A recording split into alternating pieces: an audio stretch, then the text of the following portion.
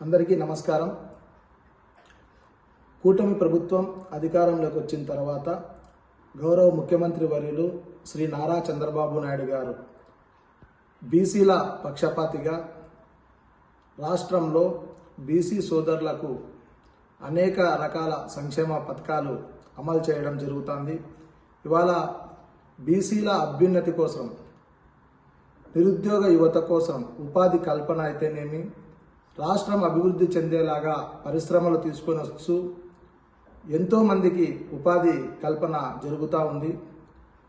అదేవిధంగా ఎన్టీఆర్ భరోసా పెన్షన్ల పంపిణీలో బీసీ సంబంధించినటువంటి వాళ్ళందరికీ కూడా ప్రతి నెల 4,000 రూపాయలు సామాజిక పెన్షన్లు అయితేనేమి, వికలాంగులకు 6,000 పెన్షన్లు అయితేనేమి, ఈ విధంగా పెన్షన్స్ను కూడా ప్రతి నెల 1వ తారీఖునే అందివ్వడం జరుగుతుంది.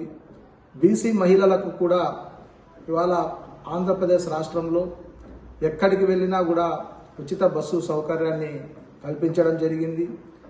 అదేవిధంగా దీపం పథకం ద్వారా సంవత్సరంకు 3 సిలిండర్లు ఉచితంగా అందజేసేటువంటి ప్రోగ్రాంని కూడా తీసుకోవడం జరిగింది.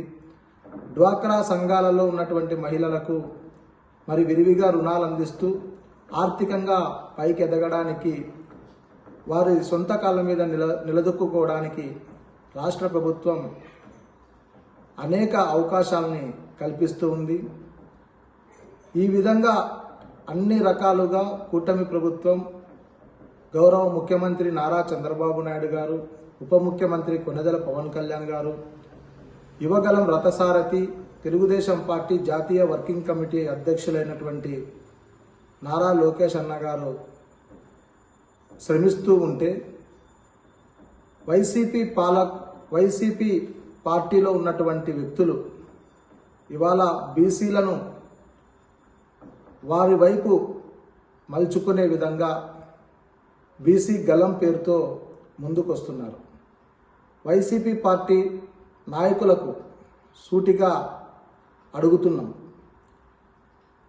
గత 5 సంవత్సరాల మీ పార్టీ పాలనలో గత ముఖ్యమంత్రి వైఎస్ జగన్మోహన్ రెడ్డి హయాంలో బీసీ ముద్దుబిడ్డలైనటువంటి తోటా చంద్రయ్య గారు గుంటూరు జిల్లాలో మరి దారుణ హత్యకు గురి కావడం జరిగింది. చంద్రబాబు నాయుడు అభిమాని అయినటువంటి తోటా చంద్రయ్య గారిని జై జగన్ అని అంటే వదిలేస్తాం, లేకపోతే చంపేస్తామనే పద్ధతుల్లో చంపారు. అతి కిరాతకంగా చంపినటువంటి వ్యక్తులు వైసీపీ పార్టీ వాళ్ళు. అదేవిధంగా నందం సుబ్బయ్య పొద్దుటూరు పట్టణానికి సంబంధించినటువంటి వ్యక్తి, చేనేత కులాలకు సంబంధించినటువంటి వ్యక్తి, స్థానిక వైసీపీ నాయకుల భూ కబ్జాలను, లిక్కర్ మాఫియాను ప్రశ్నించినందుకు చంపడం, వైసీపీ పార్టీ నాయకులు చంపడం జరిగింది. అదేవిధంగా చదువుకుంటున్నటువంటి విద్యార్థి, 10వ తరగతి విద్యార్థి, తమ సోదరిని వైసీపీ పార్టీ నాయకులు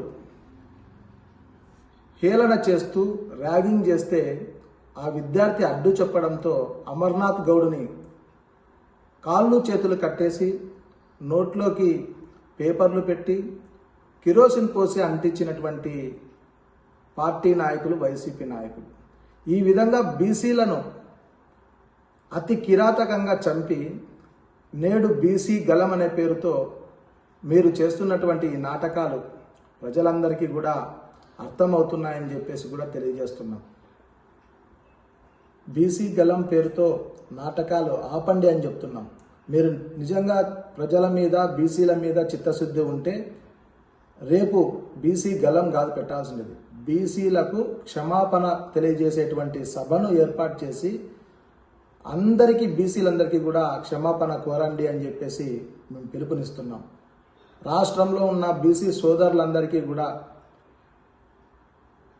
గత వైసీపీ పాలనలో స్థానిక సంస్థల ఎన్నికల్లో 10% రిజర్వేషన్ను తగ్గించి దాదాపు 17,000 రాజ్యాంగబద్ధ పదవులను దూరం చేసింది వైసీపీ పార్టీ కాదా?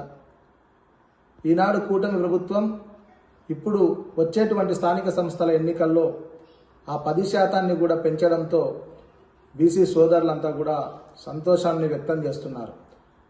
ప్రతి చోట విషాన్ని కక్కుతూ పైనకి తెలిపేది ఒక రకంగా చేసేది ఒక రకంగా చేస్తున్నటువంటి వైసీపీ నాయకుల యొక్క నాటకాలను బహిర్గతం చేస్తాం.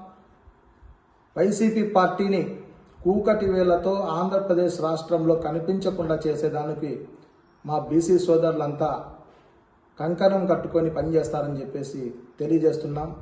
చంద్రబాబు గారి నాయకత్వం వర్ధిల్లాలి, నారా లోకేష్ అన్న గారి నాయకత్వం వర్ధిల్లాలి.